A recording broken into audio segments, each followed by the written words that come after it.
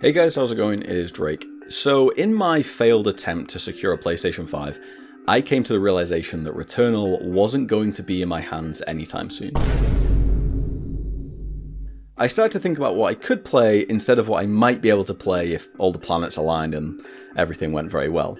This led me to think about a trusty little device I have had for a couple of years now, the 12.9-inch iPad Pro. I've usually got my ear to the ground with gaming and tech, so it was no surprise when Apple came out and announced their Apple Arcade. I was really interested in this when they first started talking about it, for reasons that have absolutely nothing to do with this video. Apple edging its way into gaming in a really big way with a gaming-focused subscription is really important to the industry, and it might have ramifications for years to come. First and foremost, is Apple Arcade any good? Is Apple Arcade worth it? Who is it for? And finally, and I think the most important question, is Apple Arcade a replacement for your PlayStation 4, your PlayStation 5, your Xbox, your Switches? Is it replacing anything you currently play, or your even PC? Firstly, let's start off with, is Apple Arcade worth it? Because I think this is the easiest question of all, and it really comes before anything else. It's £5 for me in the UK. I think it's still $5 everywhere else, and they try and keep that same aspect everywhere else. So it's €5 or X amount, right? It's going to be the same everywhere. Now, the worth is really only credible if it's valuable, right? It could be $2, it could be $5, it could be $50, but ultimately it's about that worth. It's about that transaction between you and Apple. Is it worth it? That feeds into, is Apple Arcade any good? And my answer is wholeheartedly, kinda. It's kinda good. There's some really genuinely good games on there that I stuck with and I enjoyed my time with. But that leads us on to a very, very, very important question, which in my opinion is the real question: is Apple Arcade a replacement? When I said I spent time with this system, my iPad, playing Apple Arcade, honestly for a free trial for a month, so it didn't even cost me anything, and if you can, I recommend you do the same. I was playing Oceanhorn 2, Fantasian, The Pathless, Oregon Trail, Smash Legends, like Exit the Gungeon, Hot Lava, like honestly bona fide good games. Games that I think are absolutely worth, even if you just use the free trial and then paid $5 or £5 for the month, 2 months of gaming to figure out if this is for you or not. I think it's really, really worthwhile. Now, is it worth it in the long run? I don't know. And I can't say for certain, because Apple is kind of flaky in the way it updates its platforms. With something like Netflix, they actually come out and just tell you, hey, this is what's coming out in June, July, August, September, etc., etc., etc. Apple doesn't really do that, and that makes me a little worried for how strong and sturdy the Apple Arcade actually is. But that doesn't stop you from trying it out for a month for free and then paying $5 and getting 2 months of, in my opinion, pretty good games.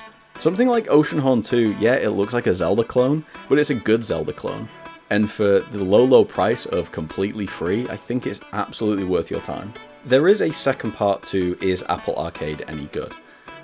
This is the controls. Now, I don't personally like touch controls. Younger people might be very adept to this, they might be used to it. I'm old, I'm not used to it, I'm used to controllers. So when it came to it, I actually used my PlayStation 4 controller, which was very easy to set up, and if anyone needs a tutorial, I'll quickly put one together. It was very easy to do, and it made every single game I played incredible. Like, the difference between touch and control was just significant. So if you are looking, and this is what we're going to get into next, who is it for? If this is for a particular person, also consider the input methods. If it's for a child or a kid, maybe you don't want to spend money on a PlayStation 4 controller or an Xbox One controller. Maybe you just want to let them use the touch controls, and that might be completely fine.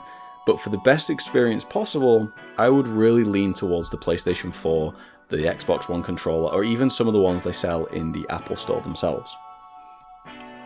So, one of the third questions, or whatever question we're up to at this point, who is it for? Now, for me, this is a really, really important question, and it honestly gets into a deeper topic about worth and value and demographics. If this is for a child, if this is for someone that's very young, I think it's absolutely worth it. The difficulty here is, obviously, it feeds into that replacement question of a PlayStation or an Xbox or a Switch.